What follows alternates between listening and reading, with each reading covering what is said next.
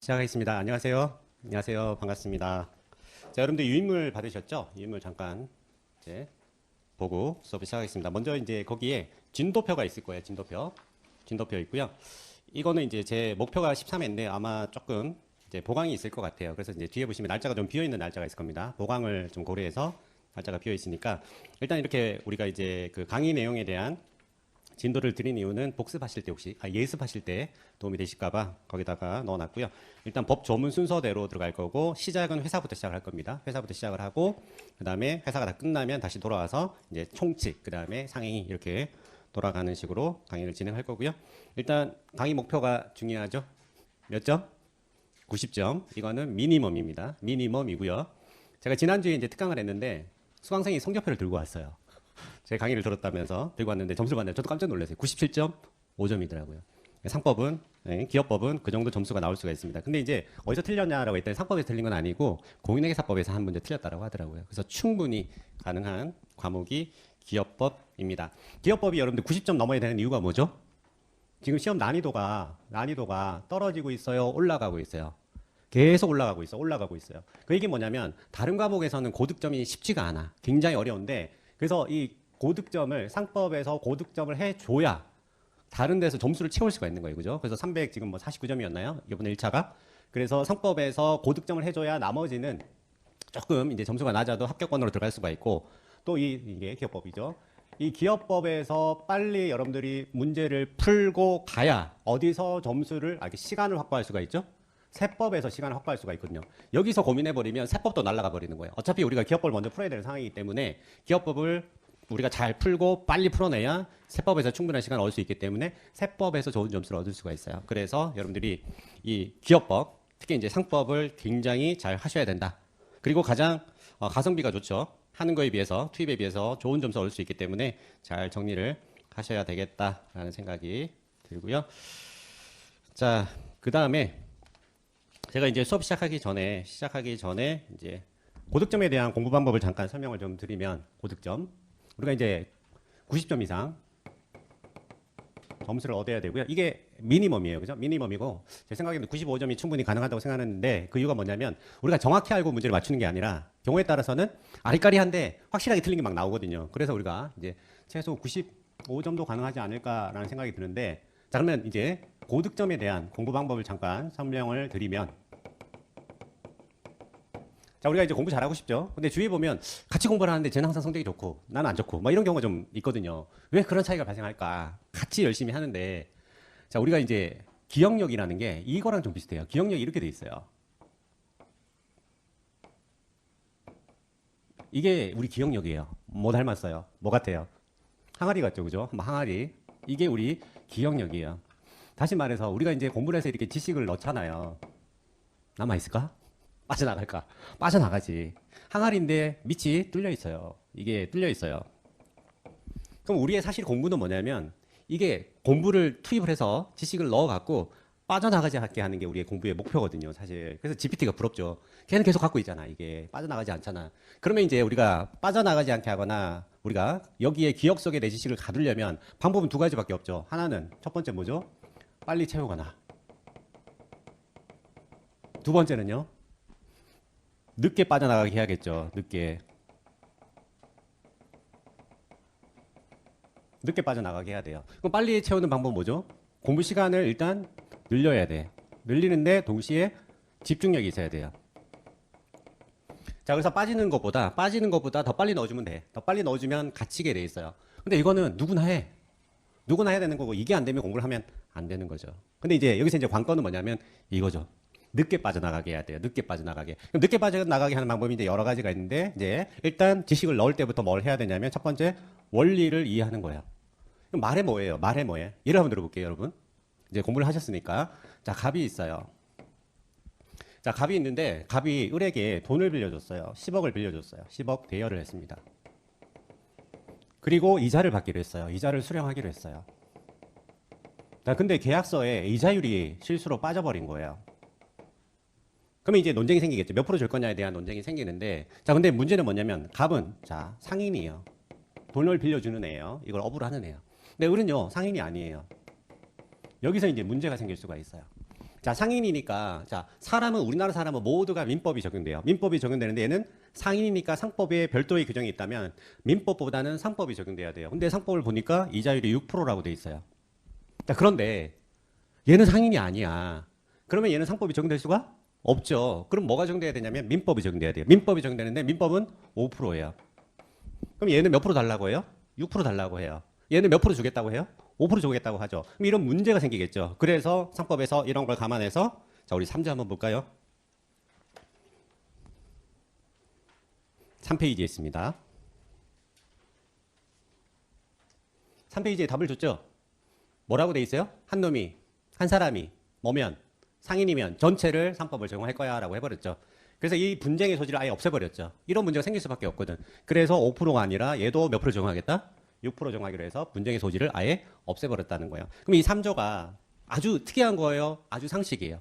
상식이라는 거예요. 상식. 상식이기 때문에 이제 상법이 쉽다라는 거예요. 근데 이거는 모든 게 적용되는 게 아니라 뭐라는 거예요? 이 상법에 통틀어서 적용되는 원칙이고 또 뭐가 나와요? 예외가 나올 수 있다라는 걸 또 전제를 하는 거죠. 그래서 뒤에 가시면 상사매매 규정 같은 경우에는 상인 간에 이렇게 들어가요. 그렇기 때문에 이게 원칙, 예외인데 우리는 원칙을 공부한다, 예외를 공부하면 된다. 예외죠. 시험은 뭐가 나온다? 예외가 나온다. 이렇게 보시면 돼요. 자, 그래서 원리라면 그래서 이제 우리는 이 3조를 별도로 외울 필요가 없지요. 상식이니까. 그래서 우리는 조문을 하나씩 격파해 나가면 끝나버려요. 그래서 우리는 이 점수가 금방 이제 달성이 되는 거죠. 그 다음 두 번째 늦게 빠져나가게 하는 방법 중에 하나는 비교예요. 자, 비교입니다. 어떤 사람이 예를 들어서 키가 남자가 있는데 178이에요. 큰 거예요, 작은 거예요? 그거는 상대적인 거죠. 그 사람이 예를 들어서 만약에 네덜란드에 있어. 작을 수도 있어. 그러니까 상대적인 거야. 그러니까 비교 대상이 있을 때 이 사람이 큰지 작은지가 명확한데 비교 대상이 없으면 이게 뭔가 이게 들어오지가 않아요. 그래서 항상 우리는 비교를 통해서 봐야 돼요. 그리고 우리가 상법이 굉장히 쉬운 내용임에도 불구하고 고득점이 무조건 쉬운 게 아닌 게 뭐냐면 비슷한 규정이 막 섞여 있어. 예를 들어서 정관이라는 게 이 한 명에만 있는 게 아니라 5개의 정관이 다 나오거든. 그러니까 이게 막 다르니까 공방이 막 섞여버려. 그래서 비교를 해야 되는데 이 비교의 끝판왕이 뭐냐면 문제집이죠. 이제 여러분 문제집 이제 보시면 아시겠지만 이 문제집이 다른 교재랑 좀 다르죠. 대부분의 기출 문제집은 어떻게 돼 있냐면 연도별로 돼 있습니다. 근데 연도별로 돼 있는데 연도별로 보는 건 별로 효과적이지도 않고 효율적이지도 않아. 왜냐하면 우리는 그죠? 시험이라는 건 항상 법 조문을 갖고 나오거든요. 대부분이 법 조문에서 나와. 그래서 이 책의 특징이 뭐냐면 법 조문과 뭐를 비교할 수 있죠? 실제로 이 법 조문이 어떻게 변형이 돼서 시험에 나오는지 기출 문제를 비교할 수 있게 만들어 놨어요. 그 다음에 또 뭐 어떻게 해놨냐면 기출 문제 간의 비교를 할 수 있게 만들어 놨어요. 이 연도에는 이걸 변형시켰고 그 다음 연도에는 이걸 변형시켜서 오답으로 나왔네? 라는 하나의 뭘 주는 거죠? 이제 패턴을 읽을 수 있게 만들어진 거예요. 그래서 변형된 거 틀린 걸 보니까 이 법전에서 이 표현이 중요한 거였구나라는 걸 역으로 귀납법적으로 알게 돼요. 그래서 우리는 법전을 공부해야 돼. 법전을 공부해야 되고요. 그리고 여러분들 이제 시험뿐만 아니라 이 법조문을 공부한다는 건 매우 매우 중요한데 우리가 실제로는 이제 실무를 하다 보면 상법보다는 무슨 법이 중요해요? 세법이 중요하지. 근데 문제는 우리가 세법을 연들 읽어본 적이 있어요? 법전? 한 번도 안 읽어봤죠. 그러면 나중에 뭔가 이제 고객가 뭐 물어봤어. 잠깐만요. 내 입에 검색 좀 하고 이러고 있어. 법전에 읽을 자신이 없거든. 법전에 답이 있는데. 그리고 법이 바뀌어버리면 이 법이 바뀐 법전의 내용이 해석이 안 돼. 근데 그건 어려울 수밖에 없는 게 세법은요. 시행령이 굉장히 중요해. 계산 문제가 다 시행령이 들어가 있어. 그리고 내용도 굉장히 디테일하고 어려워. 그거를 바로 보는 건 쉽지가 않아. 그래서 상법에서 법조문을 해석할 수 있는 능력을 키우면 이제 그 다음에 가서 뭐도 해석이 돼요? 이제 세법을 읽을 수 있는 해석해낼 수 있는 기초 체력을 여러분들 얻을 수 있게 돼요. 그래서 이제 상법에 대한 법조문을 계속 여러분들이 노출을 시켜야 되고 그래서 여러분들 이제 제가 생각하는 이제 강의의 차이는요. 기본 강의가 있고 우리 객관식 강의가 있죠. 사실 시험은 어디서 나온다고요? 법조문에서 나와. 법조문만 바로 보면 돼. 근데 문제는 여러분이 법조문을 읽을 수 있는 기초 지식이었기 때문에 기본 강의에서는 뭘 준다? 이 법전을 읽을 수 있는 능력을 키워주는 거예요. 혼자서 공부할 수 있게. 그 다음에 이제 능력을 키웠으면 객관식에서는 법조문을 같이 해석을 하고 읽어내고 그 다음에 이게 어떻게 문제화되는지를 여러분들이 연습할 수 있게 돼요. 그러면 자신감 완전히 올라가겠죠. 그래서 95점 굉장히 쉬울 수가 있어요. 그래서 문제집이 굉장히 효율적이고 효과적으로 구성되어 있으니까 잘 활용하시면 되고요. 그 다음에 이것도 안 돼. 그러면 이제 스토리텔링으로 들어가는 거예요. 스토리텔링을 통해서 이제 여러 가지의 내용들을 하나로 엮어야 돼요. 스토리텔링 방법으로 들어가셔야 되고 이것도 저것도 안 되면 이제 마지막에 뭘까요? 앞글자야, 앞글자. 그래서 제가 이제 여러분들한테 유인물 나눠드렸죠. 앞글자가 지금 37개가 제가 정리가 되어 있고요. 조금 더 있긴 한데 일단 기본적으로 37개로 정리를 했고요. 근데 앞 글자가 어떤 스토리가 없으면 앞 글자도 암기의 대상이 돼버려. 그래서 앞 글자 또한 뭐가 있어야 돼요? 스토리텔링이 있어야 돼요. 그래서 스토리텔링화 시킨 앞 글자다라고 생각하시면 되고, 제가 앞에서 내용 정리하면서 앞 글자를 계속 얘기하면서 뒤에 내용도 같이 볼 수가 있을 거예요. 그래서 한꺼번에 정리를 한다라고 생각을 하시면 되겠습니다. 자, 그래서 일단 이제 본 내용으로 들어갈 건데, 이제 내용에 들어가기 전에 보통 이제 머릿말이라고 돼 있는데 저는 머릿말 이런 표현을 잘 안 쓰고요. 이제 책의 특징이다라고 돼 있는데, 자, 목차 앞에 보시면 책의 특징이라고 있습니다. 이 책을 내가 잘 활용을 해야 되는 거니까 기출 문제만 분석해도 뭐 8, 90점은 쉽게 나옵니다. 그래서 책을 어떻게 활용할 건지를 알아야 되니까 책의 특징을 같이 한번 볼게요. 일단 이제 10년 이상이다라고 돼 있는데 13년 이후부터 다 들어가 있습니다. 13년 이후부터 다 들어가 있고요. 그 다음에 아까 말씀드렸듯이 조문 아래에 문제를 바로 배치를 했습니다. 보통 이제 우리가 연도별 기출 문제 버리면 그 안에서 조문이 여러 개가 나오기 때문에 왔다 갔다 해야 돼요. 그러면 별로 효과적이지도 않고 시간도 엄청 많이 들어. 근데 여기는 바로 밑에 배치했기 때문에 문제를 통해서 해답이 어디에 있는 거죠? 법 조문에 있는 거야. 위에 보면 돼. 그리고 틀린 내용은 아예 밑줄을 그어놨습니다. 그래서 특징 5번에 보시면 틀린 표현에 밑줄을 추가했기 때문에 바로바로 그냥 치고 들어가서 복습할 수 있는 시간이 굉장히 빨라진다 라고 보시면 되고요. 그 다음에 이제 특징 3번에 보면 우리가 이제 조문에 보면은 조문이 하나 더 있지만 내용이 1항, 2항, 3항, 4항 이렇게 돼 있는 경우도 있거든요. 자, 그럼 기출 문제를 제가 열거를 할 때 연도별로 그냥 분류했으면 굉장히 편하겠죠. 저도 그냥 그 위에다가 배치시키면 되니까. 근데 배치를 할 때 어떻게 했냐면 1항에 관한 기출 문제를 먼저 배치를 하고 그 다음에 2항에 관련된 기출 문제 배치를 해서 그래서 항별로 기출 문제를 배치를 했고요. 그 다음에 특징 4에 보시면 기출 문제도 X가 있고 O가 있을 거 아니에요. 뭐부터 배치했을까요, 제가? X부터 배치를 했어요. 틀린 걸 먼저 보고 옳은 걸로 마무리하는 방법, 정리할 수 있게 이렇게 정리를 했어요. 나름대로 이렇게 순서를 다해서 어떤 지식을 들어갔을 때 가장 효과적으로 내 기억 속에 남길 수 있는 방법, 이런 것들까지 고려해서 문제집이 구성되어 있으니까 그렇게 참고해 보시고, 다만 이제 이걸 보다 보면 이제 어떤 불안감이 드냐면 이런 생각이 들어요. 어차피 근데 문제는 시험은 오지선다로 나올 거거든. 근데 우리는 그냥 OX 같은 느낌이잖아. 물론 시험은 40문제고 5개의 오지선다지만 하나하나는 보면 OX 문제예요. 그죠? 하나하나는 OX 문제지만 그래도 시험에서 내가 5개인데 한번 풀어보고 싶은데 라는 생각이 든단 말이에요. 그래서 여러분들 제일 끝에 보시면 색인 제일 끝에 있죠. 색인이 지금 6개로 돼 있죠. 파란색 옆날개가. 제일 끝에 색인을 보면 이제 뭐가 들어가 있죠? 기출 문제가 들어가 있죠. 그래서 3개년 기출 문제가 들어가 있어요. 그래서 이런 것들을 통해서 실제 다 공부한 게 풀리는지 한번 계속 테스트를 해보는 거예요. 그래서 실제 실전처럼 한번 또 해보고 또 왔다 갔다 하면서 효율적으로 활용할 수 있으면 좋겠다라는 겁니다. 그래서 이제 우리 교재 목차는 법전으로 돼 있죠. 법전으로 돼 있습니다. 그래서 법전의 목차를 따라갔고요.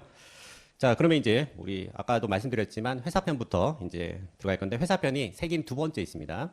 두 번째 색인을 가시면 이제 바로 이제 회사편 169조부터 시작이 되는데요. 색인도 이렇게 옆에 넣어준 이유는 뭘까요? 빨리 찾으라는 거예요. 시간을 좀 세이브하기 위해서 색인을 넣었으니까 나중에 찾으실 때 제목을 살짝 보시면 아, 이 안에 있겠구나, 세 번째 색인이 있겠구나, 두 번째 있겠구나, 이게 좀 빨리빨리 찾을 수가 있을 거예요. 그리고 문제집도 좀 낡죠? 그래서 좀 효율적으로 찾아낼 수 있을 거다라는 거. 자, 그래서 이제 회사편부터 들어갈 거고요. 회사편부터 들어갈 건데 여러분들 이제 법전을 보면 이제 처음에 여러분들 자신감이 좀 많이 생길까요? 좀 딱딱하잖아. 딱딱하고 추상적이고 이런 생각이 좀 들거든요. 그래서 법전을 읽을 때 조금 이제 좀 재미있게 효과적으로 읽는 방법을 좀 알려드리면 의법전이 보통 두 개로 구성되어 있잖아요. 제목과 내용이 돼 있죠. 제목과 내용으로 돼 있죠. 제목과 내용으로 돼 있는데 이 제목을 어떻게 활용을 하면 되냐면 회사의 의 이렇게 돼 있잖아요. 회사의 의 이렇게 돼 있으면 이걸 하나의 주어로 써버리는 거예요. 어떻게? 예를 들어 169조에 회사의 의라고 돼 있으면 회사란 이렇게 읽는 거예요. 회사란 뭐라고요? 그 다음에 이제 밑에 들어가서 상행이나 그 밖 영리를 목적으로 하여 설립한 법인을 말한다. 이렇게 제목과 내용을 연결시켜서 제목을 목차로 이해하시면 돼요. 왜냐하면 이제 제목이라는 게 전체를 이제 주제를 요약해 주는 개념이긴 하거든요. 그래서 회사란 그래서 하나의 문장으로 이렇게 이해를 해보시고 복습할 때는 어떻게 해요? 제목만 보고 복귀가 되는지 한번 생각해 보는 거예요. 복귀가 되는지 한번 생각해 보고 안 되는 거 다시 한번 체크해 보고 이렇게 하시면 되고요. 자, 그리고 법전 보면 이제 아까 말씀드렸지만 1항, 2항 이렇게 되는 거 있잖아요. 자, 예를 들어서 82페이지 한번 가볼게요.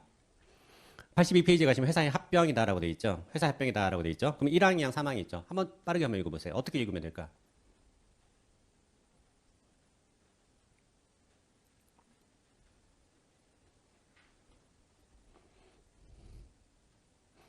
자, 그래서 1항, 2항, 3항은요 서로 연결돼 있을 수도 있고 안 돼 있을 수도 있어요.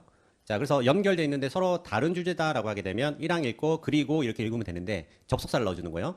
근데 1항, 2항, 3항 174조는 어떤 느낌이냐면 자, 1항은 원칙을 던지는 거예요. 그 다음에 2항부터는 어떤 접속사를 통해서 붙이는 게 맞아요? 그러나예요. 1항에는 어떤 의미가 있냐면 회사는 어떤 회사와도 합병할 수 있다라고 원칙을 먼저 던진 거예요. 근데 2항은 뭐라고요? 그러나 이렇게 들어가는 거예요. 그러나 뭐에 대한 제한이 있다? 존속 회사에 대한 제한은 있다라는 거예요. 합병 후에 존속 회사나 합병으로 생기는 회사에 대한 제한은 있다. 그리고 또 어떤 제한이 있다? 해산 후 회사도 합병을 할 수 있는데 얘는 이제 상대방 그죠? 존속 중의 회사를 존속하는 회사. 그러니까 상대방에 대한 제한도 있죠. 해산 후 회사는 안 된다는 거예요. 상대방에 대한 제한도 있고 그다음에 걔가 존속이 돼야 돼라는 두 가지 제한이 또 들어가는 거예요. 그러면 이 법조문이 그냥 볼 때는 어떤 느낌이요? 따로따로 존재하는 것 같지만 이제 그렇게 접속사를 넣어버리니까 뭐가 되는 거예요? 스토리텔링이 되는 거예요. 그러면 이 법조문이 처음에는 굉장히 낯설다가 이게 굉장히 가까이 다가와요. 그렇게 해서 법조문을 해석해내는 힘을 기르시면 상법은 그냥 주워 먹는 거예요. 굉장히 쉽게 나옵니다. 그래서 그래서 이게 안 빠져나가요. 스토리텔링이 돼버리면. 그래서 외울 필요가 없다라고 보시면 됩니다. 자, 그러면 이제 한번 들어가 볼게요. 81페이지의 169조입니다. 회사의 의의죠. 회사의 의의. 자, 이 법에서 회사란 상행이나 그 밖의 영리를 목적으로 하여 설립한 법인을 말한다라고 되어 있죠.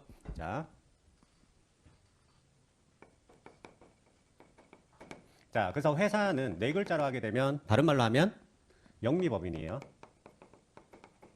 그죠? 그 얘기는 비영리 법인은 뭐라 부를 수가 없다는 거예요. 회사라고 부를 수가 없어요. 수익사업을 하긴 하지만 영리를 목적으로 설립된 건 아니죠. 그죠? 수익사업을 하는 이유는 뭐죠? 비영리에 대한 자금을 대주기 위해서 수익사업을 하는 거예요. 그래서 연쇄우유는 수익사업이죠. 수익사업이지만 학교법인의 어떤 재원을 제공해주기 위해서 수익사업을 하는 거예요. 그래서 목적이 다르죠. 배분을 하기 위한 게 아니다라는 거예요. 자, 그러면 이제 법조문을 볼 때 얘는 뭘 봐야 돼? 여기서는 당연한 거고요. 뭘 봐야 돼? 앞조문이 몇 개가 연결이 됩니다. 이 상행위는 몇 조를 얘기할까요? 자, 46조 갑니다. 앞에 잠깐 볼게요. 어차피 다 연결되니까 이제 46조 가시면 이 상행위가 바로 46조의 기본적 상행위를 얘기하는 거예요. 기본적 상행위. 자, 그 다음에 그 밖의 영리라고 했죠. 그 밖의 영리. 그 밖의 영리는 몇 조랑 연결될까요?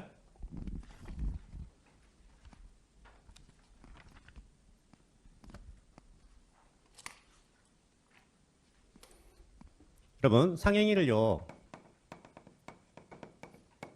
두 가지로 분류한다면 뭐와 뭐로 분류할 수 있을까요? 기본적 상행위가 있었죠. 상행위가 있습니다. 우리 기본적 공부했으니까. 또 하나가 뭘까요? 보조적 나올 것 같은 느낌인데 그게 아니라 뭐냐면 66장 보세요. 뭐라고 돼 있죠? 기본적 상행위에 준하는 뭐가 있죠? 준상행위가 있는 거예요. 준상행위. 자, 스마트 경영 아카데미 상인일까요? 상인이지. 46조 없어. 근데 이걸 하고 있다고. 이걸 하기 때문에 상인인 거예요. 그러면 이걸 하기 위해서 여기에 다 뭐가 있는 거죠? 보조적 상행위가 있는 것이고, 그죠? 얘도 뭐가 있는 거죠? 보조적 준상행위가 있는 거예요.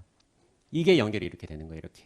그래서 기본적 상행위가 있고, 그 다음에 준상행위가 있고, 그 다음에 보조적인 기본적인 상행위가 있고, 기본적 상행위에 보조행위가 있고, 그죠? 준상행위에 보조행위가 있다라는 거죠. 그죠? 우리 학원도 뭐가 있죠? 교육업이지만 예를 들어서 우리 이제 뭐 보관함 같은 거 있죠? 캐비넷 같은 거 빌려주는 거, 그죠? 이런 사물함 빌려주는 게 다 뭐예요? 보조적 상행위가 되는 거죠. 이렇게 보시면 돼요. 연결선 보이시나요? 그래서 자, 요걸 하게 되면 우리가 몇 조의 상인이 되는 거예요? 4조에 뭐라고 돼 있죠? 4조 한번 볼까요? 요걸 하는 사람을 무슨 상인이다라고 불러요? 당연 상인이다라고 불러요. 그 다음에 요걸 하는 상인을 뭐라 불러요? 그렇죠? 의제 상인이다라고 부르는 거예요. 연결되나요? 이제 상인이랑 상인과 다 연결시켜야 돼요. 그래서 조문들이 다 따로따로 혼자 있는 게 아니라 서로 막 연계가 돼 있네. 그러면서 서로 이제 다 연결돼 버리는 거예요.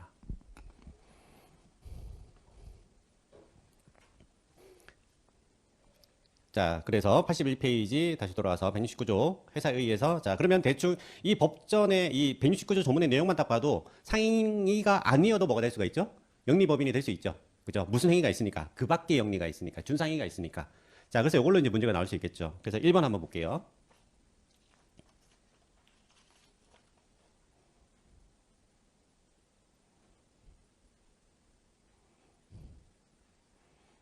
자, 그래서 자, 밑줄의 의미는 뭐죠?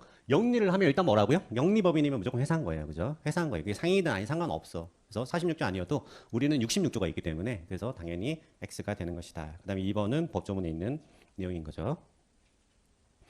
자, 그 다음에 이제 통치기 9 조문이 들어가 있습니다. 9개 조문이 들어가 있고요. 그 다음에 이제 첫 번째 받고 두 번째 조문 볼게요. 170조입니다. 자, 회사의 종류다라고 돼 있죠? 어떻게 읽는다고요? 회사의 종류는 이렇게 들어간 거예요. 회사의 종류는 한명, 합자, 유한, 주식, 유한회사 5종으로 한다라고 돼 있죠. 이 법조문이 제가 보기엔 잘못돼 있어요. 왜 잘못돼 있을까요? 순서가 잘못돼 있죠. 어떤 순서로 가야 돼요? 원래 한 명에서 출발하는 거예요. 원래 시작은 사업자는요, 개인 사업자가 시작이에요. 세상에서 개인 사업자를 하는데 하다 보니까 나는 회계를 잘하고 얘는 세법을 잘해. 같이 할래? 그럼 그다음에 이제 뭐가 나오는 거죠? 동업이 나오는 거예요. 동합을 뭐라 부르냐면 조합이다라고 불러요. 근데 이게 조합원이 많으면 뭐 부동산 살 때도 자기 이름 다 들어가줘야 돼. 불편해. 그리고 도장 다 찍어야 돼. 불편해. 그래서 뭔가 하나를 해결할 수 없을까? 그래서 법인을 만들어준 거야. 야, 법인으로 해. 그랬더니 법인명으로 도장을 찍어도 돼. 그러면서 이제 뭐가 나오는 거죠? 한 명이 나오기 시작해. 그러니까 둘이 잘하다 보니까 뭐가 나와? 나 거기 투자할게. 근데 나 운영은 안 할 거야. 투자자가 등장을 해. 이제 그래서 투자자가 등장하면서 뭐가 되는 거죠? 합자가 등장을 하는 거죠. 합자가 등장을 하고요. 너만 유한 책임이야. 나도 유한 책임으로 만들어줘. 그 다음에 이제 뭐가 나오는 거죠? 이제 유책이 나오는 거죠. 유한 책임 회사가 나오는 거죠. 얘랑 이제 비슷한 게 이제 유책도 사실은 뭐냐면 인적 회사예요. 왜냐하면 1인당 하나의 의결권을 가져. 근데 지분이 많은 놈이 의결권을 많이 갖는 게 좀 이게 맞잖아. 그래서 이제 유한이 있는 거고요. 뭐 나라마다 좀 나온 게 틀리지만 유한이 있는 거고요. 유한에서 이제 완전히 물적 회사로 간 게 뭐라고요? 주식이다. 이 순서로 갑니다. 그래서 합명, 합자, 유책, 유한, 주식이에요. 그럼에도 불구하고 유한이 지금 법전에 제일 끝에 있는 이유는 법조문의 순서를 그렇게 해놔서 그래요. 그래서 여러분 공부할 때는 이런 순서로 가져야 됩니다. 이쪽으로 갈수록 무슨 회사의 성격이 강하고 인적 회사의 성격이 강하고 이쪽 회사로 갈수록 어떤 성격이 강하다? 물적 성격이 강하다. 그래서 이제 두 글자씩 이렇게 답니다. 합명, 합자, 유책, 유한, 주식. 제가 이런 표현을 쓸 거예요. 주식. 그 다음에 유책 어떻고 유한이 어떻고 이렇게 갑니다. 그래서 계속 이제 법조문에다가 이제 생명력을 불어넣는 거예요. 이게 계속 의미를 부여한다라고 보시면 돼요. 자, 이런 문제 시험 문제 나올까요 여기서? 안 나올 것 같죠? 세무사에서는 3번이나 나왔습니다. 3번이나 나왔고요. 자, 세무사 문제 제가 한번 읽어드릴게요. 한번 들어보세요. 집중해서. 회사의 종류는 한명회사, 상호회사, 유한책임회사, 유한회사, 주식회사의 5종류로 한다라고 되어 있죠. 어떤 회사가 안 등장하고 합자 대신에 뭐라고 했냐면 상호회사다라고 했습니다. 여기 2번 나왔어요. 이게 상호라는 이름으로. 근데 세무사 시험은 좀 마음에 들었어. 왜? 아까 순서가 뭐였죠? 유한책임회사, 유한회사, 주식회사. 이 사람은 이걸 알고 있구나. 이런 식으로 썼구나. 그래서 그런 문제도 나온다. 그래서 합자를 2번이나 바꿔서 나왔습니다. 똑같은 스타일이. 자, 그 다음에 171조입니다. 회사의 주소. 그 다음에 여기다가 는 주격 조사를 넣어버리면 회사의 주소는 어디에 있는 것으로 한다? 본점 소재지에 있는 것으로 한다라고 되어 있죠. 자, 그러면 이런 조문이 왜 필요할까요?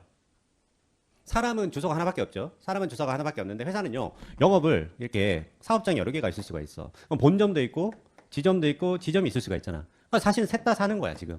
셋 다뭘 하고 있는 거예요. 근데 이게 3가지가 되면 안 되니까 이 중에 얘야라고 어떻게 보면 특정해 주는 거예요. 그래서 본점 소재지다라고 당연한 것 같지만 나름대로 이유가 있는 조문이다라고 보시면 돼요. 자, 그래서 문제가 2개 나왔죠. 자, 일단 합자 회사의 주소는 본점 소재지에 있는 것으로 한다라고 돼 있고 회사의 주소는 본점 소재지에 있는 것으로 한다라고 돼 있죠. 자, 그러면 자, 1항도 맞고 1번도 맞고 2번도 맞아요. 그죠? 맞는데 자, 이게 합자를 넣든 어떤 회사를 다 넣든 다 맞는 이유가 뭐냐면 자, 171조가 어디에 소속돼 있어요? 통칙에 소속돼 있죠. 모든 회사의 통으로 적용되는 원칙이다라고 생각하시면 돼요. 그러니까 공통적으로 적용되는 거는 통칙에서 빼버린 거예요. 세법에서 뭐처럼? 국기법처럼. 그죠? 신고 불성실 가산세, 납부지연 가산세 다 적용되잖아요. 그걸 다 거기다 넣는 거는 비효율적이잖아요. 그래서 국기법으로 빼버려요. 그런 식으로 통칙이 구성되어 있다라고 보시면 돼요. 세무사 시험에서는 어떻게 오답이 나왔는지 한번 들어보세요. 회사의 주소는 지점 소재지에 있는 것을 한다. 어때요? 이런 문제가 나오는데 우리가 이 점수를 안 맞는다는 거는 상당히 예의가 아닌 거죠. 그래서 여러분들이 여기서 고득점을 얻을 수가 있는 겁니다. 자, 그 다음에 이제 172조 갑니다. 회사의 성립이에요. 회사는 본점 소재지에서 설립 등기를 함으로써 성립한다라고 되어 있죠. 자, 뭐 해야 성립한다고요? 그죠? 설립 등기를 하면서 성립한다라고 되어 있죠. 회사의 성립인데 사실은 성립 뭐죠? 제목에 뭐가 빠져 있는 거예요? 회사의 성립 요건, 조건 이게 빠져 있는 거예요. 그죠? 회사의 성립 요건, 조건은 마다 설립 등기다라는 거예요. 설립 등기다라는 거죠. 그래서 우리는 여기서 이제 172조에서 우리는 이제 뭘 해야 돼요? 등기의 효력에 대해서 정리를 좀 해줘야겠죠. 공부한 거 이제 복귀한다면 등기 효력인데 등기 효력은 사실은 원칙이 뭐예요? 원칙은 그죠? 등기라는 건 알려주는 거예요. 그죠? 예를 들어서 뭐 물건이다라고 하면 뭘 알려주는 거죠? 이걸 내가 들고 있으면 내 거야라는 걸 보여주는 건데요. 부동산을 들고 다닐 수가 없잖아. 들고 다닐 수가 없으니까 공적인 문서에다가 기록을 함으로써 내 거다라는 걸 확인할 수가 있거든요. 그래서 원칙은 뭐냐면 알려주는 거예요. 이걸 뭐 공시라고 할 수도 있고요. 그냥 보고적 효력이 있어요. 이해관계자에게 보고해 주는 거예요. 근데 이제 예외가 뭐냐면 등기 자체가 효력을 발생시켜버려요. 등기가 효력을 발생시킵니다. 이걸 우리가 이제 유식하게 창설적 효력이다라고 하는 거예요. 창설적 효력이다라고 하는데, 그래서 우리는 등기 효력은 자 원칙을 공부해야 돼요, 예외를 공부해야 돼요. 예외가 시험에 나오지, 그죠? 첫 번째가 뭐냐면 설립 등기예요. 설립 등기죠. 첫 번째 이제 설립 등기가 있고요. 두 번째는 이제 뭐가 있을까? 공부한 거 떠올려 보면 두 회사가 만나서 막 새로운 회사가 설립되기도 해. 두 회사가 만나서 뭐가 있을까? 합병, 신설합병 이런 게 있을 수가 있잖아요. 그래서 합병 등기, 합병, 분할, 분할합병 등기 있죠. 이게 있죠. 자, 그다음에 이제 지배 구조의 변경 중에 가장 대표적인 게 주식 교환이 있고 주식 이전이 있는데, 여기서 주의해야 되는 게 주식 교환은 아니고요. 주식 이전만. 주식 이전, 포괄적 주식 이전 있죠? 주식 이전만 여기에 들어가요. 여기 하나 들어갑니다. 요게 주식 회사에서 나오는 거예요. 자, 그다음에 유한 회사가 하나 뭔가 있어요. 뭐가 있을까? 증자 있어요. 증자. 자, 조문 한번 보여드릴게요. 증자 592페이지 보세요. 592조 한번 가볼게요.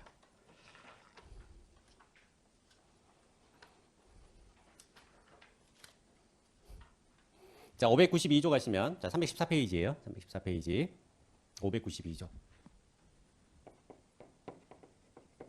자, 314페이지에 592조를 보면 뭐 함으로써 효력이 생긴다? 그죠? 등기를 함으로써 효력이 생긴다라고 돼 있죠. 근데 주식회사는 등기일까요? 그죠? 주주가 되는 시기는 언제죠? 다음 날이에요. 다음 날. 이게 달라요. 그래서 나중에 이제 제가 또 정리할 거예요. 앞글자로 또 들어갈 겁니다. 그러면 이제 웬만한 건 다 뭐라고요? 창설적 효력 나오면 효력이 뭐 등기를 해야 어쩌고 저쩌고 나는데 이게 아니야? 그럼 다 틀린 거예요. 그죠? 다 틀린 거다. 그래서 자, 설립 등기는 무슨 효력이 있다? 창설적 효력이 있다라는 거 확인을 했습니다. 자, 82페이지 가볼게요. 자, 113페이지 갑니다. 권리 능력의 제한입니다. 권리 능력의 제한이다. 자, 회사는 다른 회사의 무한 책임 사원이 되지 못한다라고 되어 있죠. 하나의 예시를 준 거예요. 이거는 전부가 아니라 회사는 여러 가지 권리 능력이 있는데 이거는 안 되라는 게, 이것만 안 된다는 게 아니라 그 중에 하나를 거기다가 제시를 했습니다.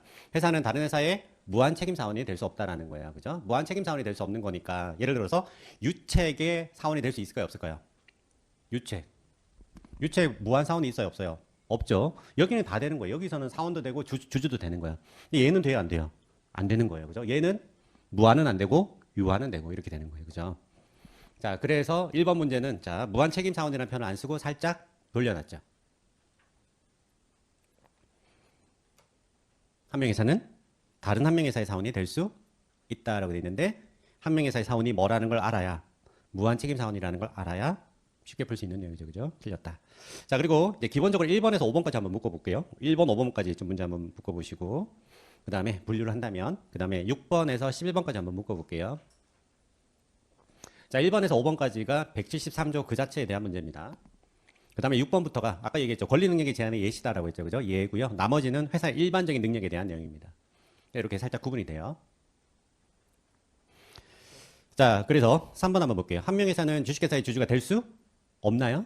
당연히 있죠. 그죠? 그죠? 우리 주주가 될 수 없다. 이거는 말이 안 되죠. 그죠? 유한 책임을 지기 때문에 될 수 있는 거야. 자, 근데 왜 무한 책임이 될 수 없게 해놨죠? 회사는 무한 책임이면 어떻게 되는 거죠? 같이 연쇄도산이야.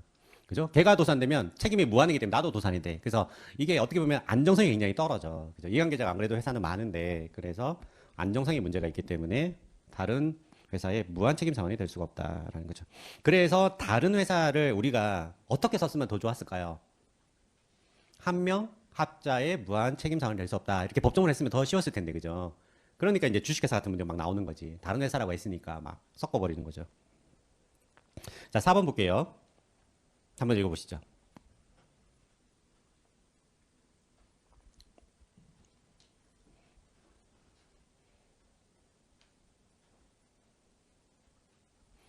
자, 이런 문제를 이제 주의해야 되는 게 하나는 맞고 하나는 틀리면 전체가 맞게 되는 착시를 주거든요. 그래서 얘는 정확하게 알아야 이제 들어가는데, 일단 뒤에 내용은 맞아요. 그죠? 일반 청산 중의 회사는 청산의 목적 범위 내로 권리 능력이 제한된다라고 돼 있죠. 자, 근데 이제 회사는 다른 회사의 유한 책임 사원이 될 수 없는 게 아니라 무한 책임 사원이 될 수 없기 때문에 이제 틀린 표현이 되는 것이죠. 이렇게 보시면 되고요. 자, 그래서 5번까지가 173조 그 자체 내용이고요. 자, 6번을 보면 판례에 의하면 회사는 정관에 정한 목적 범위 내로 그 권리 능력이 제한되지 않는다라고 돼 있죠. 자, 제한되죠. 권리 능력이 제한되죠. 자, 그래서 자, 우리 85페이지 잠깐 가볼게요. 179조 정관의 절대적 기재사항입니다. 사람은 태어나는데 이유가 있어요, 없어요? 없죠. 자, 근데 회사는요? 이유가 있어야 됩니다. 이유가. 그래서 우리가 제가 이제 좀 이따 분류하겠지만 85페이지에 보시면은 179조 보면 정관의 절대적 기재사항이 지금 한 명은 6개가 있죠. 6개가 있는데 분류하면 그중에 기본사항이 3가지가 들어가요. 첫 번째는 뭐죠? 너 이름 뭐니? 상호. 두 번째 너 왜 태어났니? 목적이에요. 1번입니다. 그 다음에 집이 어디야? 본존 소재지예요. 이 3가지는 어떤 회사든 다 똑같아요. 그래서 목적이 뭐라고요? 목적이 정해져야 돼요. 예를 들어서 목적이 내가 예를 들어서 마약 유통이야. 나라에서 설립을 허가해 줄까요? 안 해주겠지. 그래서 목적을 갖고 태어나야 돼. 사람은 그냥 태어나지만 회사는 목적이 있다. 그래서 목적 범위 내로 제한되기 때문에 목적을 정관에 기재하고 등기에도 기재하는 것입니다. 그렇게 보시면 되죠. 82페이지 다시 돌아와서 자, 7번에 판례에 의하면 7번입니다. 판례에 의하면 회사의 권리 능력은 회사의 정관상의 목적에 의해서 제한되나 이게 원칙이죠. 제한됩니다. 그 목적 범위 내 행위라 함은 정관에서 명시돼 목적 그 자체에 국한되는 것이 아니라 그 목적을 수행하는 데 있어 직접 또는 간접적으로 필요한 행위는 모두 포함된다라고 돼 있죠. 당연한 거죠. 우리가 그죠? 스마트 경영 아카데미가 사물한 대여라는 게 들어가 있을까? 목적 사업에 안 들어가 있거든요. 근데 하고 있잖아. 그죠? 당연히 들어가 있습니다. 그래서 예를 들어서 우리가 이제 스마트 경영 아카데미가 음식점을 해. 이제 예를 들어서 식당을 해. 음식을 팔아. 될까요? 그게 일반인을 상대로 하면 안 돼. 목적 사업에 안 들어가 있다면. 근데 수강생들을 상대로 하면 되는 거예요. 그죠? 수강생들 이렇게 안에서 구내 식당처럼 이용한다면 그건 오케이. 이렇게 되는 거예요. 자, 그다음에 이제 9번을 주의해야 되죠. 9번. 9번 한번 읽어볼까요?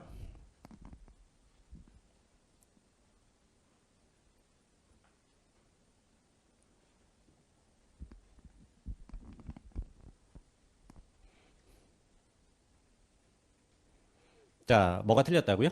유증을 받을 권리는 법인이 회사도 가질 수가 있죠. 회사가 가질 수가 있습니다. 자, 그래서 유증이 뭐의 줄임말이에요?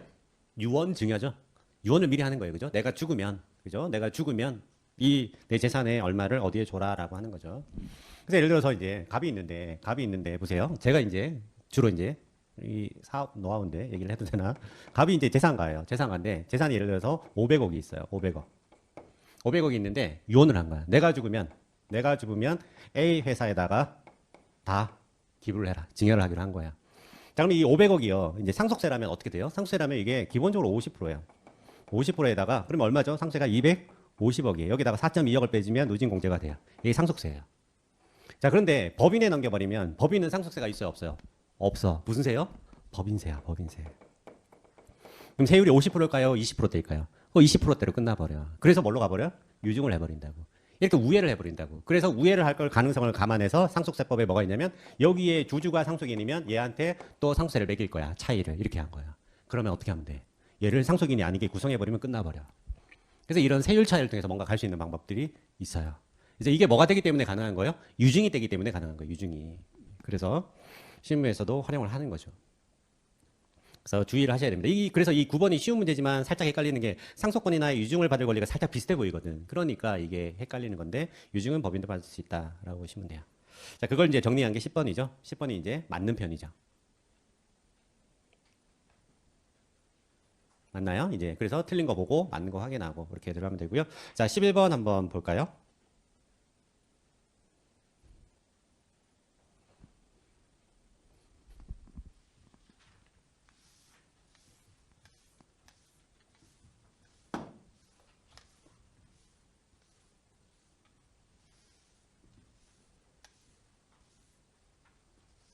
자, 11번 맞나요? 그래서 범죄 능력이랑 뭐랑 헷갈리면 안 돼요. 범죄 능력이랑 헷갈리면 안 되는 게 불법 행위 능력이에요. 불법 행위 능력은 있습니다.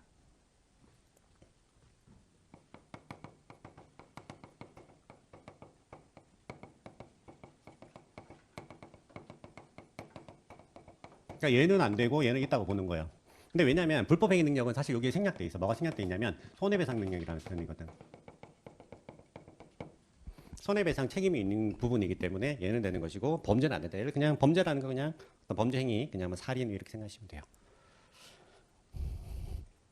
자, 그다음에 이제 174조입니다. 회사의 합병이에요. 그죠? 회사의 합병인데 자, 그걸 이제 그대로 얘기하는 게 이제 이어 들어가면 회사는 합병을 할 수 있다라는 겁니다. 합병을 할 수 있는데 이제 그죠? 뭐랑 뭐가 붙었을 때 그죠? 자, 합병하는 그 일방 또는 상방이 그죠? 주식, 유한, 유책일 경우에는 존속회사나 신설회사도 뭐가 돼야 된다? 주식, 유한, 그 다음에 유책이 돼야 된다라고 들어가 있습니다. 그래도 좀 무한 책임이 없는 회사죠, 그죠? 무한 책임이 없는 회사. 그래서 유한 책임만 있는 회사들은 이게 붙었을 때는 유한 책임 있는 회사로 바뀌어줘야 된다라는 겁니다. 그 다음에 이제 해산 후 회사에 대한 것도 있죠. 해산 후 회사는 합병을 할 수 있다 없다? 있는데 상대방이 누구여야 되고 존속회사야 되고 상대방이 또 해산 후 회사하면 된다 안 된다? 안 되는 거죠. 둘 다 지금 망가지고 있는 회사끼리 합병을 하는 건 안 되고 존속회사야 되고 그 다음에 이제 살아남는 회사가 누구여야 된다? 존속회사야 된다라는 거죠. 그렇게 이제 정리하시면 되겠죠. 자, 그래서 회사의 합병이 지금 몇 조에 들어가 있어요? 174조에 들어가 있죠. 174조는 소속이 어디라고요? 통칙입니다. 그럼 한 명도 합병할 수 있나요? 합병할 수 있죠. 통칙이니까. 자, 근데 통칙에 자, 합병은 있는데 분할은 있어요, 없어요?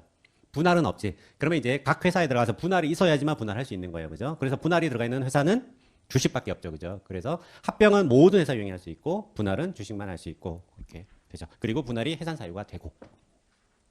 자, 2번 갑니다. 2번 풀어볼게요.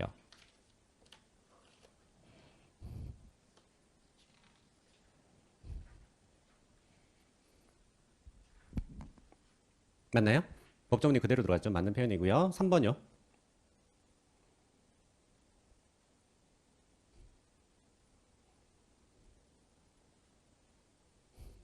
3번은 너무 쉬운 게 그러니까 존립중 회사를 존속회사로 하는 경우가 아니라면 해산 후 회사를 그죠? 존속하는 회사로 하는 게 더 웃기잖아요. 그죠? 그러니까 이게 이제 쉬운 문제가 이제 되는 거죠. 자, 그래서 자, 3항 다시 한번 볼게요. 3항이 해산 후 회사는 존립중의 회사를 존속회사로 하는 경우에 하나여 합병할 수 있다고 있죠. 이것도 뭐죠? 제한 규정이죠. 그 제한 규정이 그대로 4번에 이제 들어가 있죠. 4번에 합병할 수 있는데 제한이 있어. 하나여 이렇게 들어간 거죠. 자, 그다음에 이제 제가 이제 기본 강의에서 많이 하는 내용인데 여러분 이제 합병이라는 게 두 개가 있잖아요. 이제 여러 가지 합병이 있을 수 있는데 신설 합병이 있고 분할 합병이 그러니까 이제 그 흡사 합병이 있는데 A 플러스 B는 A 플러스 B는 C 이렇게 있죠. 얘는 흡사 합병이에요, 신설 합병이에요. 이게 흡사 합병이죠, 흡수. 얘는 뭐죠? 신설이죠. 제가 이제 3일행의 부분에 있으면서 가장 마지막으로 하고 나온 업무가 뭐냐면 합병을 했는데 은행 합병을 했어요. KB은행 합병 업무를 했는데 주택은행과 이제 KB은행이 만나서 KB가 됐어요. 이 업무를 저희가 했거든요. 합병 업무를 했었는데 자, 신설 합병이 흡수 합병이에요. 이름으로 보면 흡수 같죠?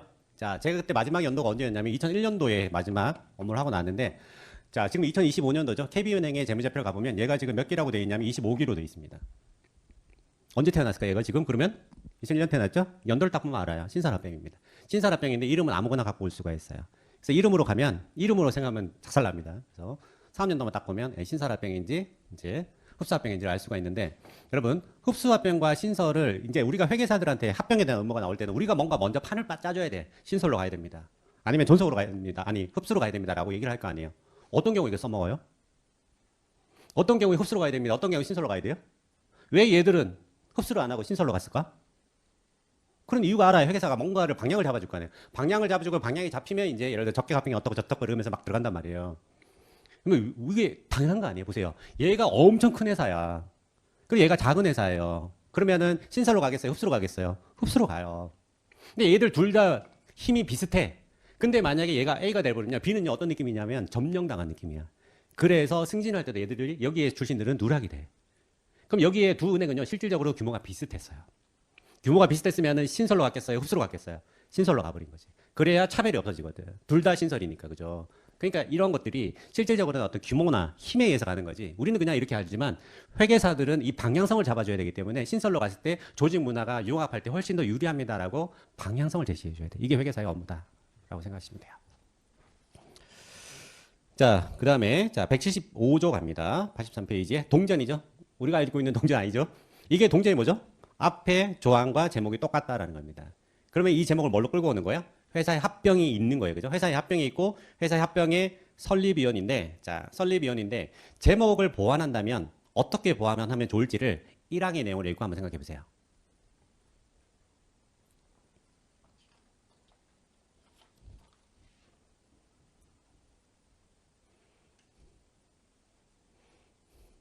자, 회사의 합병으로 흡수합병이에요? 신설합병이에요? 신설합병인 거예요. 그죠? 신설합병. 그죠? 그러니까 신설합병이 있는 거 뭐죠? 얘가 회사가 설립되는 거예요. 설립되니까 뭐가 필요한 거죠? 설립행위가 필요한 거야. 근데 얘는 지금 설립이 아니야. 그러니까 얘는 그냥 그대로 가면 돼. 그러니까 얘는 설립되는 거니까 회사 설립이랑 비슷해. 그래서 무슨 개념이 비슷한 거야? 발기인 개념이랑 비슷한 게 설립위원이에요. 그죠? 그러면 설립위원이 누가 될 거냐라는 건데요. 한쪽이 일방적이어야 돼, 같이 해야 돼. 같이 해야 되는 상식적인 내용이 들어가는 거죠. 힘의 논리가 비슷하거든. 같이 해야 돼. 그래서 거기서 자 일단 제목을 붙인 다음에 뭘로 붙이면 좀 더 명확할 거예요. 신설합병의 설립위원이 되겠죠, 그죠? 신설합병의 설립위원은 누가 되느냐라는 건데 둘 다 힘의 균형이 비슷하니까 단독으로 아니면 공동으로가 나올 수밖에 없지요. 공동으로밖에. 그래서 포인트는 공동이다라는 거고요. 자, 그래서 먼저 1번 한번 확인해 볼게요.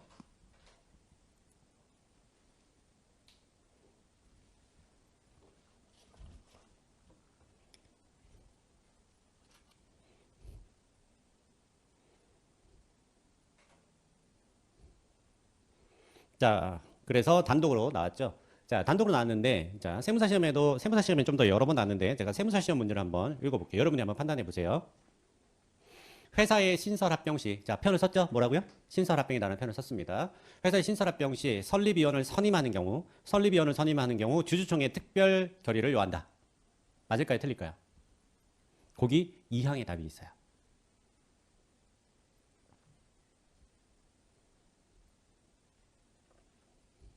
맞나요? 그러면 주식회사 우리가 그죠? 합병하려면 무슨 결의해야 돼요? 특별 결의해야 돼요. 그죠? 특별 결의해야 되고 특별 결의가 어디에 나와 있냐면 정관 변경에 있기 때문에 합병해서 정관 변경의 특별 결의를 끌고 와요. 끌고 오고 그다음에 설립위원 선임할 때도 특별 결의로 선임한다라는 거죠. 당연한 게 특별 결의할 때 합병 결의할 때 이 설립위원회에 대한 내용이 들어가거든요. 그러니까 상식적으로 특별 결의가 되는 것이죠. 그래서 맞는 표현이 되는 겁니다. 균형 규정이 여러분 어려운 거예요. 왜냐하면 이런 것들은 제대로 보는 게 아니라 끌고 와버리기 때문에 잘 안 보이거든요. 이렇게 보시면 되고요. 자, 176페이지 갑니다. 해산 명령입니다.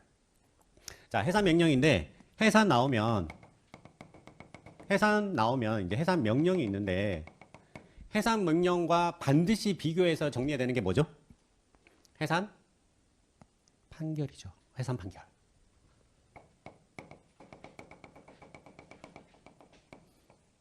자, 해산 명령과 해산 판결을 비교를 하면 너무 둘 다 완전히 이해가 되어버려. 해산 명령은요, 이제 우리가 이제 공부를 할 때 쉽게 하는 방법은 법은 어려운데 쉽게 하려면 내가 아는 예를 들면 돼. 거기다가 이제 비유를 하면 되는데 해산 명령은 어떤 느낌일까요? 해산 명령 이런 느낌이야.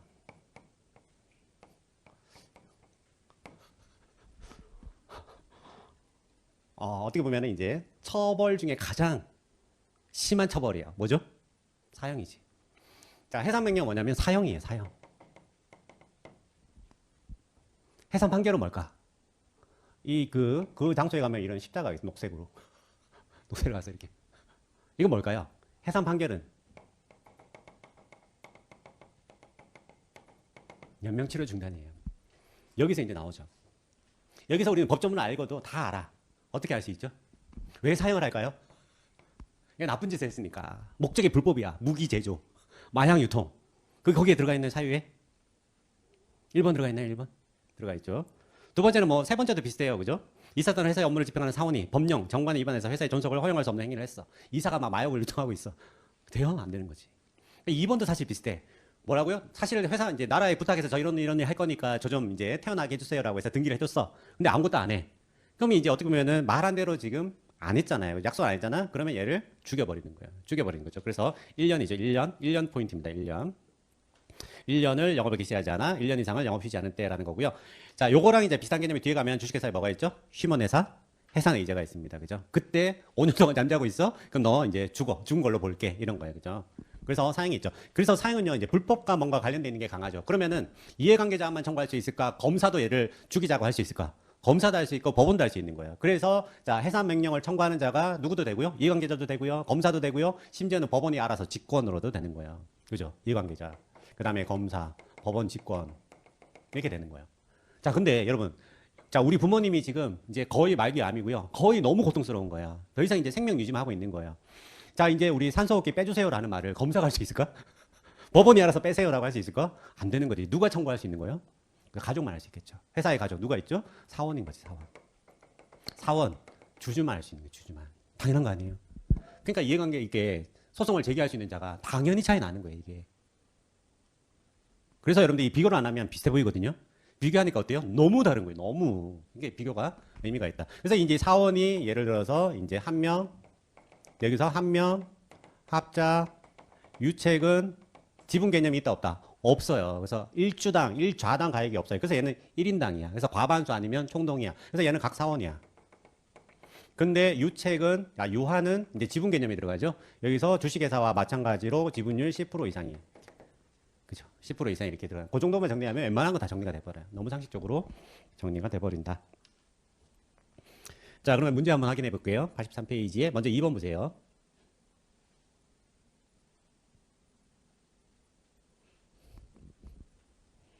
자, 2번 맞죠? 그 다음에 3번, 5번을 동시에 보세요.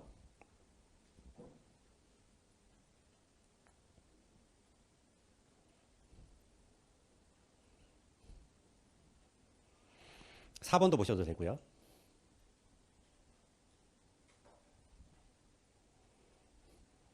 다 보셨나요? 자, 2번, 3번, 4번, 2번, 3번, 4번, 5번을 제가 어떤 순서로 분류했을까? 해산 명령을 할 수 있는 사유가 순서대로 4개가 다 들어가 있죠. 2번은 지금 2가지가 있잖아요. 그죠? 아예 영업을 시작을 안 하거나 아니면 영업을 시작했는데 1년 동안 아무것도 안 하고 있거나 이렇게 들어가 있죠.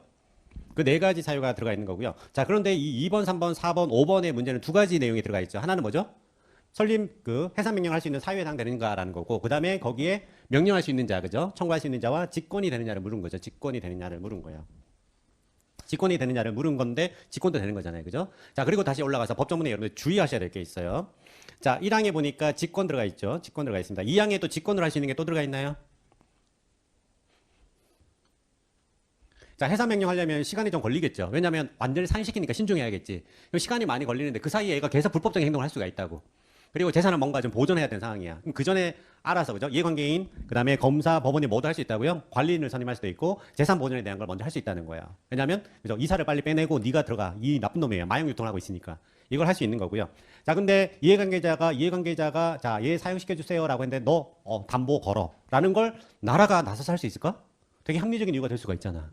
그래서, 자, 담보 명령인 부분이 직권으로가 들어가 있다, 안 들어가 있다? 안 들어가 있어요.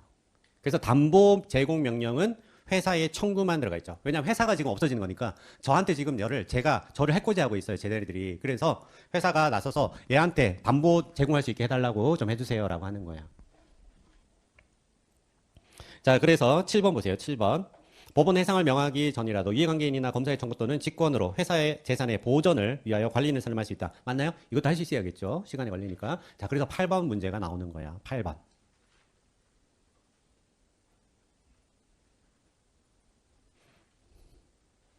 담보는 직권으로 안 돼요. 그죠? 회사가 저를 지금 제가 해코지하고 나쁜 의도를 하고 있으니까 담보 제공하게 해주세요. 함부로 못하게 이렇게 할 수 있는 거 이거는 직권이 아니에요. 자, 그래서 이제 직권으로가 이제 나오는데 직권으로가 굉장히 많을 것 같아요. 예외적일까요? 예외적인 거죠. 그죠? 나라가 막 나서갖고 법원이 막 나서는 건 사실은 되게 제한적이 되잖아요. 민주주의 국가니까. 직권으로가 나오는 게 6개의 규정이 있어요. 6개의 규정이 있는데 실제로는 7개야. 7개예요. 왜냐하면 지금 봤던 해산 명령이 2개가 들어가 있기 때문이에요. 2개가 들어가 있는데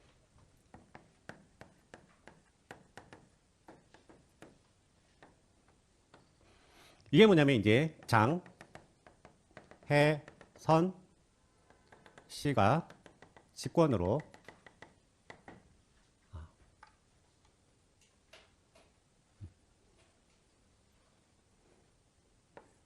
사비로 부담했다.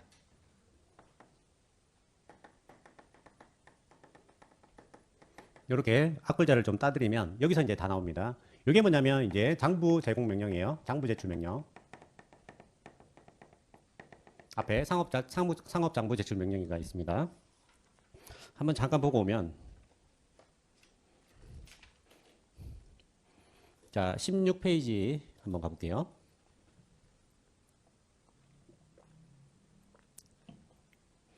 16페이지 정도 가시면 32조에 상업장부 제출이 있나요? 거기 직권을 보이시네. 직권. 여기에 장이 있죠. 장. 그 다음에 해는 뭘까요? 해. 지금 뭐 하고 있죠? 해이죠. 해. 해산 명령이 들어가 있죠. 해산 명령에 2개가 있죠. 2개가 들어가 있죠. 그 다음에 이제 선자가 3개가 들어가 있어요. 청산인 선임. 해산 명령 했으면 그죠? 청산인이 해산 명령을 했는데 이사가 나쁜 놈인 거야. 그 이사가 청산인이 되면 돼, 안 돼? 안 되잖아요. 청산인 선임이에요. 그다음에 예를 들어서 이제 소수주주의 청구로 법원이 임시주주총회를 개최할 수 있게 허가를 해줬어. 그럼 필요할 때는 자, 총회 의장을 선임할 수 있게 해줍니다. 그다음에 집행임원의 신청으로 그죠? 청구로 이사회를 개최하겠어. 그러면 이제 그때 이사회는 이사회 의장이 되겠죠. 이사회 의장 이렇게 얘도 선이에요, 선. 그다음에 이제 사비가 뭐냐면 사채권자 집회 결의사항은 반드시 뭘 얻어야 효력이 있는 거요? 법원의 인가를 얻어야 됩니다. 자, 그 인가 비용입니다. 사채권자 집회 인가 비용의 예외입니다. 원래 이제 회사가 부담하는 거지만 법원이 직권으로 분배할 수도 있고 다른 사람에게 내라라고 할 수 있는 거예요. 요 6가지 규정만 들어가 있습니다. 나머지 없습니다. 그래서 여기서 이제 제일 중요한 게 해죠. 해. 2개가 들어가 있고 담보는 안 들어가 있다. 이렇게 보시면 돼요.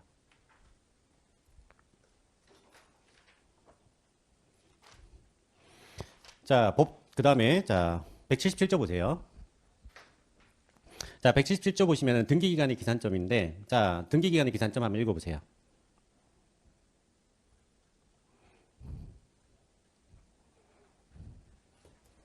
이 조문이 왜 들어가 있죠? 다 보면은 그죠? 2주 들어가 있죠. 2주 내 등기가 됩니다. 자, 다 2주예요. 다 2주예요. 딱 하나가 3주가 있어요. 딱 하나 3주가 있습니다. 3주가 어떤 거냐? 딱 하나인데 제가 한번 보여드릴게요.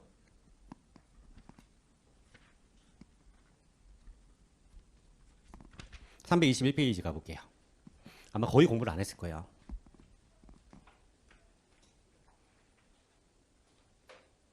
제목이 외국회사죠. 외국회사에 보면 거기에 1항, 2항 있죠. 2항입니다. 2항. 외국회사가 제1항에 영업소를 설치하는 때는 그 설치일로부터 3주일 내라고 돼 있죠. 외국회사가 뭔가 등기를 하려면 서류가 엄청 많이 들어갑니다. 그리고 외국이니까 한국말 잘 모를 수 있죠. 그래서 일주일을 더 줬다라고 생각하시면 돼요. 3주입니다. 자, 근데 문제는 뭐냐면 자, 합병을 하면은 등기해야 되잖아요. 등기해야 되는데 지금 최근에 예를 들어서 우리가 아시아나랑 대한항공 합병했죠. 자기들 마음대로 합병할 수 있을까? 안 됩니다. 이거는 인가를 받아야 돼. 인가. 국토부의 인가를 받아야 돼. 인가를 받아야 되는데 인가가 2주 만에 끝날까요? 지금 거의 1년째 되고 있어요. 그러면은 이게 2주 지나버렸으니까 다 뭐가 되는 거예요? 과태료 대상이 돼버리는 거예요. 과태료 대상이 될 수 있으니까 어떻게 해주는 거죠? 뭔가 허가나 인가를 필요하면 그때부터 2주로 할게. 그렇게 해서 부담을 덜어준 규정이다라고 보시면 돼요. 굉장히 합리적이죠. 굉장히 합리적인 규정이고 상식적인 규정이다라고 보시면 돼요. 이해되시나요? 자, 이렇게 해서 일단 이제 회사 전체에 적용되는 통칙을 몇 개의 규정? 9개의 규정을 봤어요. 여러분 그냥 법전을 볼 때랑 이제 조금 다르게 보일 거예요. 이 법전의 이 내용이 조금 더 살아서 깊이 이제 이해가 돼서 보일 거고요. 자, 이제 2장부터는 한명회사인데 아마 여러분들 이제 기본서 공부하면서 한명회사를 별로 제대로 공부를 안 했을 거예요. 근데 한명회사가 왜 중요할까요? 한명회사가요, 제일 앞에 나왔잖아. 그럼 주식회사에 나오는 규정이 있는데 한명회사의 규정이 똑같아. 그럼 어떻게 할 것 같아요? 별도의 규정을 똑같이 썩었을까? 준용을 시켜버릴까? 준용을 시켜버려요. 그래서 이 한명회사의 규정이 뒤로 가서 준용이 돼버리기도 하고 또 한명회사도 마찬가지고 인적회사들이 시험에 나오잖아. 그래서 우리가 95점 이상 가려면 좀 알아야 돼. 그래서 이제 한명회사를 이제 정리해 나갈 텐데 이제 좀 쉬었다 갈 건데 저희가 이제 수업 시간이 이제 4시간인데 제가 한 10분 정도는 오버할 수 있으니까 그 정도 생각해 주시고요. 그 다음에 2번 정도 쉬었다 갈 거니까 한 15분 쉬었다가 이제 2교시 들어가도록 하겠습니다.